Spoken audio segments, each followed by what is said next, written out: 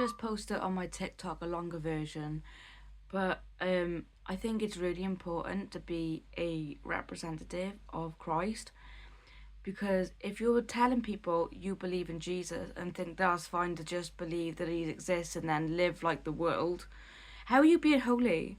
Because being holy means set apart.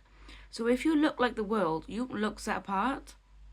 And so if you say you believe in Christ and you want to walk as Christ, you've got to also acknowledge that Christ kept the Sabbath and he upheld the law.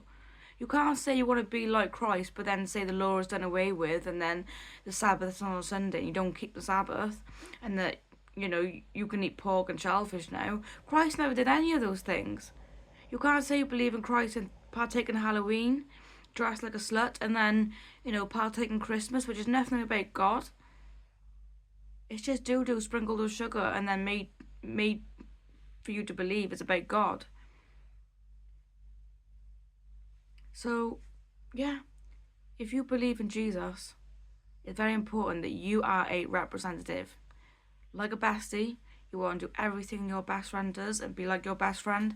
Think of Jesus as your best friend because he is your best friend.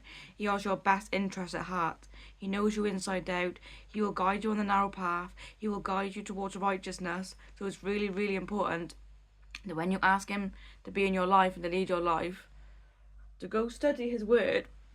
I've put it down somewhere. Go study his word and he'll tell you exactly how to live your life. More importantly, the 5 books of Moses will tell you how to live your life. So if you say, oh, they're not relevant, 1 John 3:4, sin's transgression of the law is the 5 books of Moses.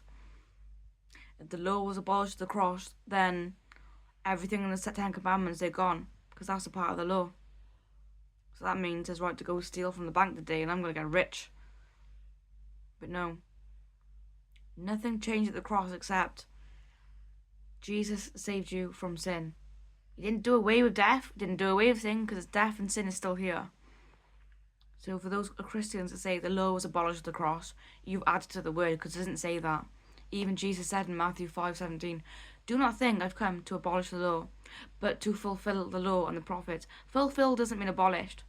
What sense does it make of Jesus to say, don't come to think that I've abolished the law, but to abolish the law?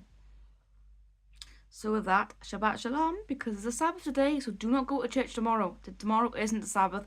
Constantine changed that. Go and look it up.